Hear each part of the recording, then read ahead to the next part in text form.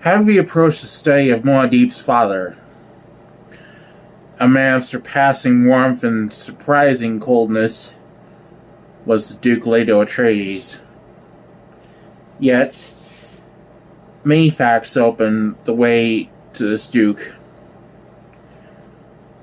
His abiding love for his Bene Gesserit lady, the dreams he held for his son, the devotion with which men served him. You see him there, a man snared by destiny, a lonely figure, with his light dimmed behind the glory of his son. Still, one must ask, was the son but an extension of the father?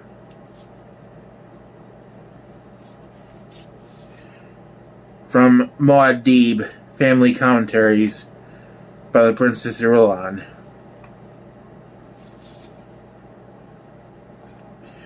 Paul watched his father enter the training room, saw the guards take up stations outside. One of them closed the door. As always, Paul experienced a sense of presence in his father. Someone totally here. The Duke was tall, olive-skinned. His thin face held harsh angles, warmed only by the deep gray eyes. He wore a black working uniform with red armorial hawk crest at the breast, a silvered shield belt with the patina of much use skirted his narrow waist. The Duke said, "Hard at work, son?" He crossed to the L table, glanced at the papers on it, swept his gaze around the room and back to Paul. He felt tired, filled with the ache of not showing his fatigue. I must use every opportunity to rest during the crossing to Arrakis, he thought. There will be no rest on Arrakis. Not very hard, Paul said. Everything's so... He shrugged. Yes, well, tomorrow we leave. It'll be good to get settled in our new home. Paul is upset behind. Paul nodded, suddenly overcome by memory of the Reverend Mother's words. For the father, nothing. Father, Paul said, will Arrakis be as dangerous as everyone says?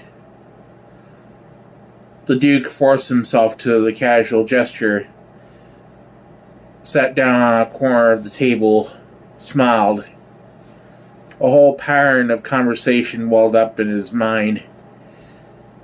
The kind of thing he might use to dispel the vapors of his men before battle. The pattern froze before it could be vocalized, confronted by a single thought. This is my son. It'll be dangerous, he admitted. Howat tells me we have a plan for the Fremen, Paul said, and he wondered, why don't I tell him what the old woman said? How'd she seal my tongue?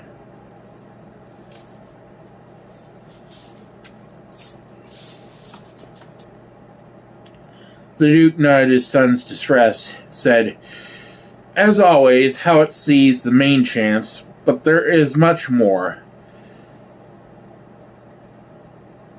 I see also the combined Honet Ober Advancer Mercantiles, the Chom Company, giving me Arrakis. His Majesty is forced to give us a Chom directorship, a sole gain.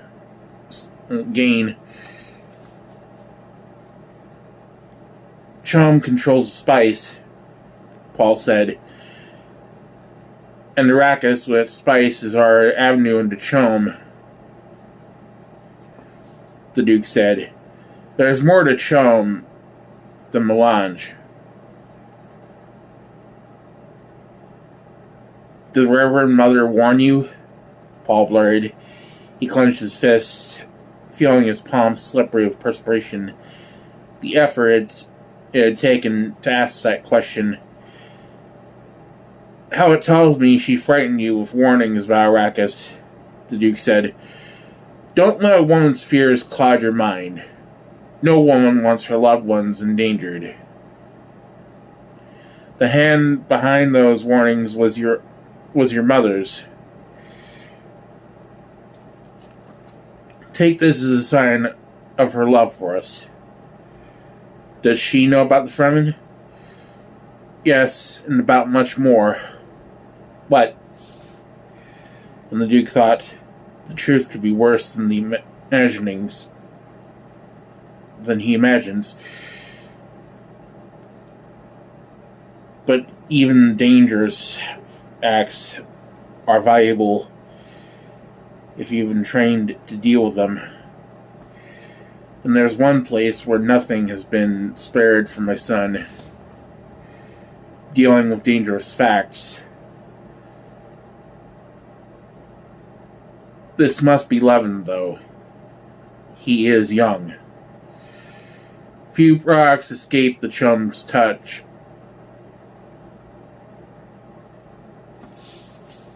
The Duke said. Logs, donkeys, horses, cows, lumber, dung, sharks, whale fur.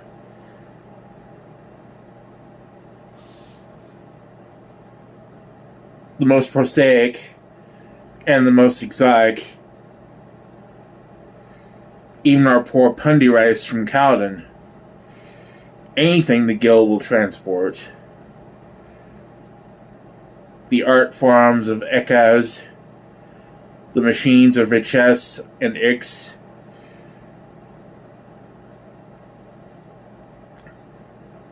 but all fades before melange.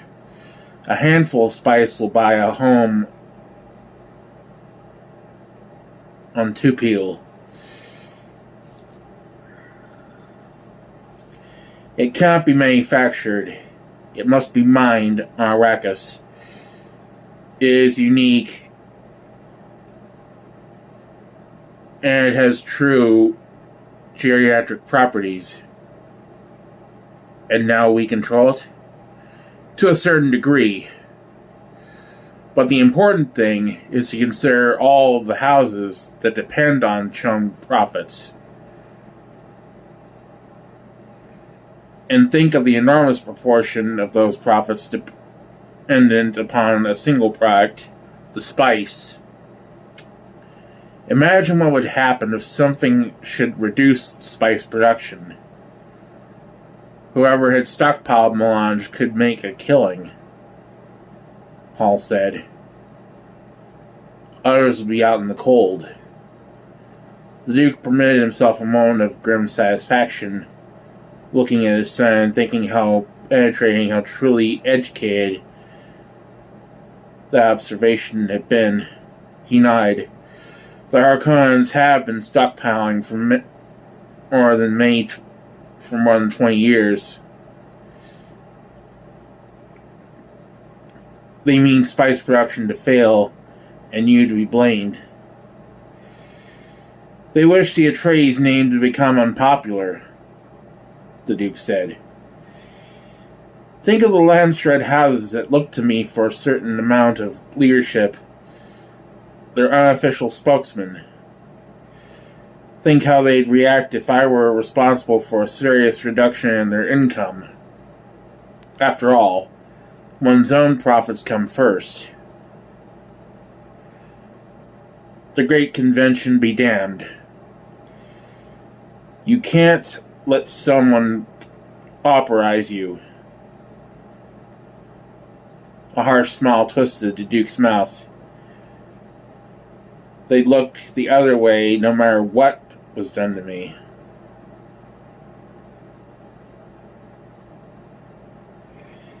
even if we were attacked with atomics. Nothing that flagrant. No open defiance of the convention. But almost anything else short of that. Perhaps even dusting a bit of soul poisoning. Then why are we walking into this? Paul, the Duke frowned at his son. Knowing where the trap is, that's the first step in evading it. It is like single combat, son, only on a larger scale. A feint within a feint within a feint. Seemingly without end. The task is to unravel it. Knowing that the Harkonnen stockpile melange, we ask another question. Who else is stockpiling? That's the list of our enemies. Who? Certain houses we knew were unfriendly, and some we thought friendly. We need not consider them for the moment, because there is one other much more important. Our beloved Pasha Emperor. Paul tried to swallow a throat suddenly dry.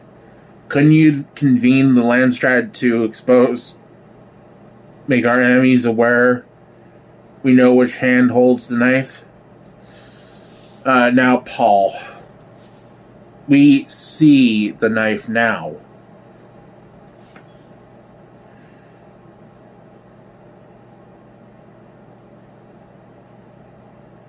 We know, who knows where it might be shifted next. If we put this before the Landstrat, it'd only create a great cloud of confusion. The Emperor would deny it. Who could gainsay him? All we'd gain is a little time while risking chaos. And where would the next attack come from? All the houses might start stockpiling ice. Our enemies have a head start. Too much of a lead to overcome. The Emperor, Paul said. That means the Sardaukar. Disguised in Harkonnen livery, no doubt, the Duke said. But the soldier fanatics nonetheless. How can Fremen help us against the Sardaukar? Did Hawk talk to you about Ulysses Secundus? The Emperor's prison plant? No. What if it were more than a prison plant, Paul? There's a question you're asked about the Imperial Corps of Sardaukar. Where do they come from? From the prison plant? They come from somewhere. But the supporting levies the Emperor demands from, that's what we're led to believe. They're just the Emperor's levies, trained young superbly. You hear an occasional muttering about the Emperor's training cadres. But the balance of our civilization remains the same. The military forces of the Landstrat great houses on one side, the Sardaukar and their supporting levies on the other. And their supporting levies, Paul. The Sardaukar remain the Sardaukar.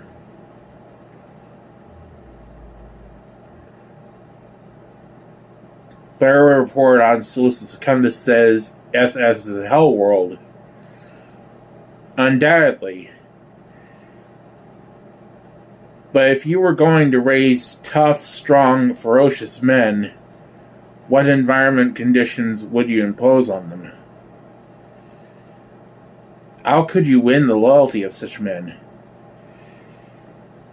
There are proven ways. Playing on a certain knowledge of their superiority, the mystique of secret covenant, the spirit of shared suffering. It can be done. It has been done on many worlds and many times. Paul nodded, holding his attention on his father's face. He felt some revelation impending. Consider Arrakis, the Duke said. When you get outside the towns and garrison villages, it's every bit as terrible a place as Secundus. Paul's eyes went wide. The Fremen. We have there the potential of a core as strong and deadly as Sardaukar. It will require patience to exploit them secretly and wealth to equip them properly. But the Fremen are there. And the spice wealth is there. You see now why we walk into Arrakis, knowing the trap is there. Don't the Harkonnens know about the Fremen? The Harkonnens sneered at the Fremen, hunted them for sport, never even bothered trying to count them. We know the Harkonnen policy with planetary populations. Spend as little as possible to maintain them. The metallic threads in the hawk symbol above his father's breast glistened as the Duke shifted his position. You see? We're negotiating with Fremen right now. All said. I sent a mission headed by Duncan Idaho. The Duke said. A proud and ruthless man, Duncan, but fond of the truth. I think the Fremen will admire him. If we're lucky, they may judge us by him. Duncan the Moral. Duncan the Moral, all said. And Gurney the Vourers. You name them well, the Duke said. And Paul thought, Gurney's one of those the Reverend Mother meant a supporter of worlds, the valor of the brave. Gurney tells me you did well in weapons today.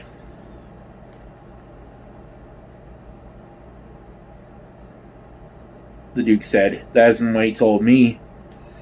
The Duke laughed aloud. I figured Gurney to be sparse with his phrase. He says you have a nicety of awareness, in his own words, of the difference between a blade's edge and its tip. Gurney says there is no artistry in killing with the tip, that it should be done with the edge. Gurney's a romantic, the Duke growled. His talk of killing suddenly disturbed him, coming from his son.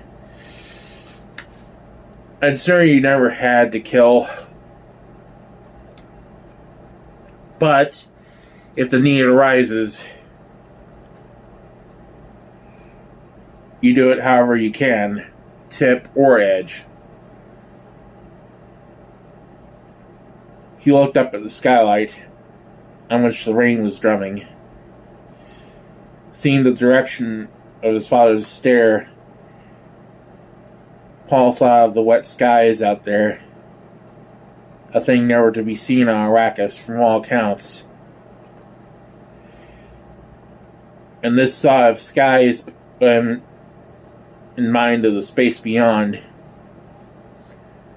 Are the guild ships really big? He asked.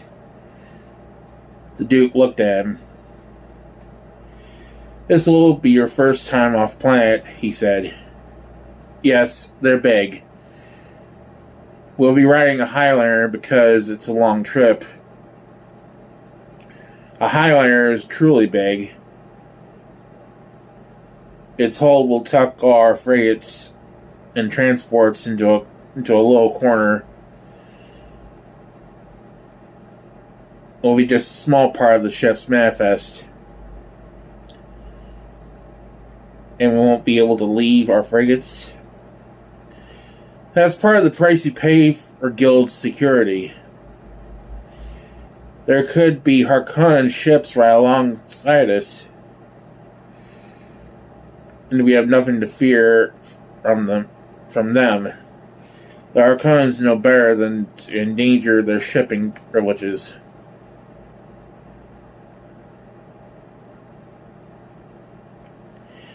I'm going to watch our screens and try to see a guildsman.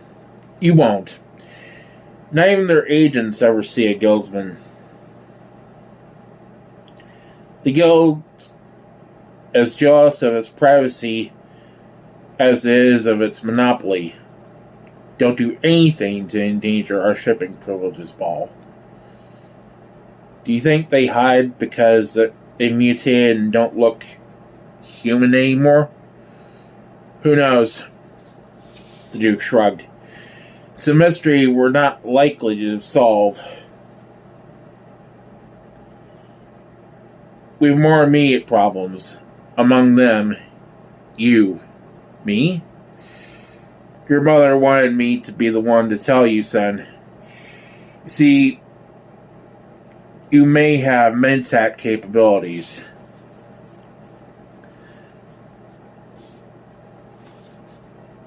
Paul stared at his father, unable to speak for a moment. Then, a mentat? Me? But Howard agrees, son. It's true. But I thought mentat training had to start during infancy, and the subject couldn't be told because it might inhibit the early. He broke off, all his past circumstances coming to focus in one flashing computation. I see, he said. A day comes, the Duke said, when the potential mentat must learn what's being done. It may no longer be done to him.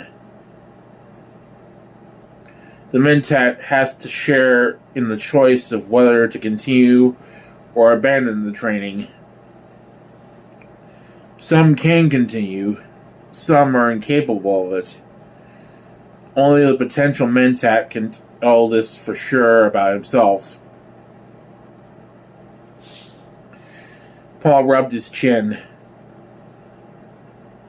All the special training from Howat and his mother.